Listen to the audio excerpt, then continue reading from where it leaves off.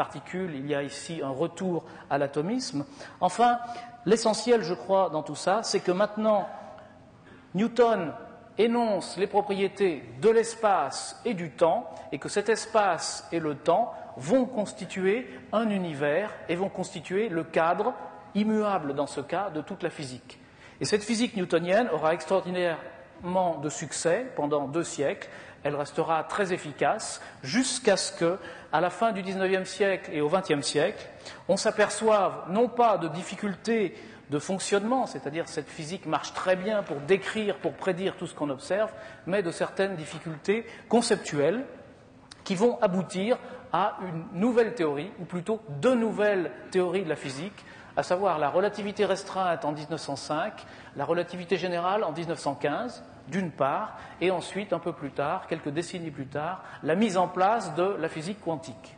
Donc, il y a un renouveau total de la physique au XXe siècle, et en même temps, à la fois contemporain de ce renouveau de la physique et conséquence de ce renouveau de la physique, il y aura ce que j'appellerais la seconde révolution cosmologique, qui donc va se fonder à la fois sur la nouvelle théorie, et dans l'essentiel, au début, essentiellement sur les théories de la relativité restreinte et générale, et aussi sur les observations. C'est-à-dire que la cosmologie moderne, relativiste, et en particulier les modèles de Big Bang, n'auraient pas pu être découverts ou inventés s'il n'y avait pas eu cette conjonction de nouvelles théories. Et j'insiste sur le fait que ces nouvelles théories n'ont pas du tout été inventées pour répondre à des besoins expérimentaux ou observationnels, mais vraiment pour des raisons conceptuelles. Donc s'il n'y avait pas eu cette convergence entre de nouvelles théories et des progrès extraordinaires des observations, à savoir l'introduction de grands télescopes, l'introduction de la photographie qui permet de photographier des objets très peu lumineux, l'introduction de la spectroscopie.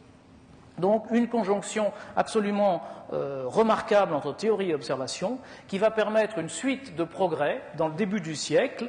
Et finalement, ces progrès vont se combiner, vont, je dirais, avoir une sorte de synergie qui fait qu'on va arriver à un modèle cosmologique bien déterminé. Ce seront les modèles de Big Bang. Alors, j'ai retracé ici 3 étapes. Bien entendu, la réalité est un peu plus compliquée. Eh bien, depuis la fin du XIXe siècle, il y avait un grand débat. Et même, on l'a baptisé grand débat avec des guillemets, parce que ça occupait d'une part toute la communauté astrophysique, et puis c'était un sujet d'importance, puisqu'il s'agissait de savoir jusqu'où va notre univers. Je vous ai dit que jusqu'à la Renaissance à peu près, on pensait que l'univers était confiné au système solaire, après quoi on a compris qu'il allait beaucoup plus loin, puisque les étoiles se répartissaient à des éloignements divers, d'où la question, est-ce que ça va jusqu'à l'infini ou ça s'arrête quelque part ? À la fin du XIXe siècle, les astronomes avaient compris que nous nous situons dans une sorte de rassemblement d'étoiles, non pas des étoiles en nombre infini, mais une sorte d'amas d'étoiles, qu'on appelle aujourd'hui une galaxie, qui correspond à notre Voie lactée. Et petit à petit, au XIXe siècle, les astronomes étaient arrivés à en dessiner les contours et puis à voir quelle était notre place, la place du système solaire, donc de l'étoile Soleil avec ses planètes autour, dans ce système, dans notre galaxie. Mais on se demandait, est-ce que vraiment l'univers c'est ça ? Et la plupart des astronomes à la fin du XIXe siècle pensaient, l'univers c'est notre galaxie. Au-delà, il y a du vide, et puis c'est tout. Mais il y avait déjà quelques-uns qui se disaient, mais peut-être qu'au-delà, très au-delà de notre galaxie, il y a d'autres choses. Il y a, par exemple, d'autres galaxies ou d'autres univers-îles, comme avait proposé le philosophe Kant à la fin du XVIIIe. Il avait déjà eu cette idée un peu de visionnaire que ce qu'on appelle l'univers pourrait être en fait un rassemblement de mondes épars, un peu comme des îles dans un archipel au milieu de l'océan. Toujours est-il que cette question est devenue une controverse très active à la fin du XIXe siècle et du XXe siècle, qu'il y a eu énormément de débats, il y avait des arguments contradictoires qui se fondaient sur des observations, certaines observations étaient fausses, donc évidemment la situation était très compliquée. Et le débat a été tranché en 1924 par des observations dues à Edwin Hubble, dont bien sûr vous avez certainement entendu prononcer le nom, astronome américain, qui, grâce à l'utilisation de grands télescopes, a réussi à montrer qu'un objet céleste qu'on appelait à cette époque la nébuleuse d'Andromède, était en fait située en dehors de notre propre galaxie.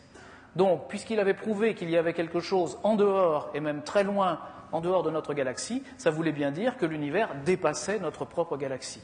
Ce qui veut dire qu'en 1924, Hubble a montré que le monde est immense, il est beaucoup plus grand que notre galaxie, et en fait, il est fait d'autres galaxies, puisque Hubble a montré que cette fameuse nébuleuse d'Andromède était en fait une autre galaxie, on l'appelle aujourd'hui la galaxie d'Andromède, à peu près analogue à la nôtre, mais située à des millions d'années-lumière. Et petit à petit, on a découvert des centaines, des milliers, des millions et sans doute des milliards d'autres galaxies. Donc en 1924, l'univers est brusquement devenu extrêmement grand, à tel point qu'aujourd'hui, on ne sait pas du tout quelles en sont les limites, et on ne sait même pas du tout si... Enfin, on sait que très probablement il n'a pas de limite, mais on ne sait pas s'il est fini ou infini, puisque, nouveauté due à la relativité générale, je reviendrai dessus, il y a aujourd'hui la possibilité que l'univers soit fini en volume, bien que n'ayant pas de limite. Je reviendrai sur ce point un peu plus tard. C'est dû à la géométrie particulière que permet la relativité générale. Je vous donnerai une petite illustration géométrique à la fin. Deuxième aspect de cette révolution cosmologique en 1929, non seulement on vient de montrer que l'univers est immense, qu'il est fait de galaxies, mais à la suite de toute une série d'observations qui remontent en fait déjà à la fin du XIXe siècle et qui sont essentiellement dues à l'astronome américain Vesto Slipher, ensuite reprise par Hubble, eh bien on s'aperçoit que ces galaxies sont toutes en mouvement. Premier point, elles sont en mouvement. Deuxième point, elles sont en mouvement toujours d'éloignement, aucune ne se rapproche. Il y a quelques exceptions, mais qu'on comprend très bien et qui finalement n'ont pas guère d'importance dans ce schéma. Et troisièmement, plus on observe des galaxies faibles, donc en fait, comme on le comprendra plus tard, lointaines, plus elles s'éloignent rapidement. Donc ça veut dire qu'à une échelle, à l'échelle des galaxies, mais même à une échelle bien supérieure, il y a une sorte de mouvement d'expansion très régulier. Et ce mouvement d'expansion, donc découvert de manière relativement empirique en 1929, était un mystère complet. Mystère que les astronomes cherchaient à résoudre. Et en fait, celui qui a résolu ce mystère, c'est le physicien belge Georges Lemaître. Il l'avait en fait déjà résolu de manière théorique en 1927, c'est-à-dire 2 ans avant que Hubble n'énonce sa fameuse loi de Hubble.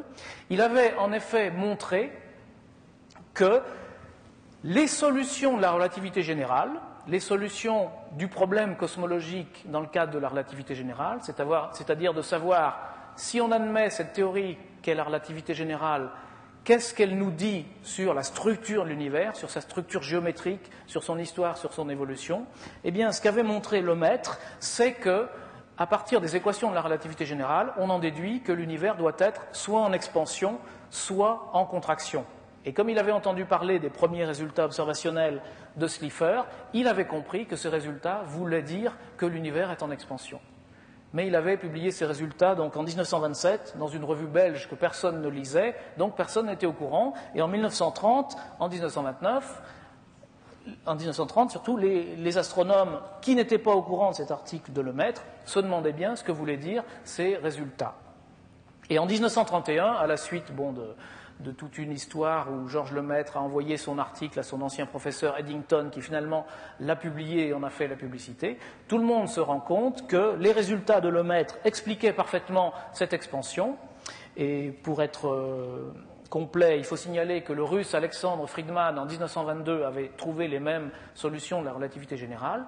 En tout cas, dans les années 30-31, la communauté astronomique comprend vraiment que l'univers est en expansion. C'est-à-dire que ce mouvement des galaxies, ce qu'on observait, il est tellement régulier à grande échelle, il est tellement universel, qu'il est impossible de l'imputer à une cause locale, c'est-à-dire on ne peut pas dire c'est des galaxies qui s'attirent ou qui sont en mouvement comme ça par hasard. Il est tellement régulier qu'on se rend compte que c'est un mouvement vraiment universel à l'échelle de l'univers, c'est-à-dire c'est une propriété de lui-même, de l'univers lui-même. Et on le comprend très bien dans le cadre de la relativité générale, parce que cette relativité générale, eh bien, elle énonce essentiellement 2 choses extrêmement nouvelles. La première, qui était déjà dans le cadre de la relativité restreinte, c'est que l'espace et le temps doivent être mélangés dans une entité plus globale que l'on appelle l'espace-temps. Le deuxième point, c'est que cet espace-temps il n'a pas nécessairement une géométrie simple,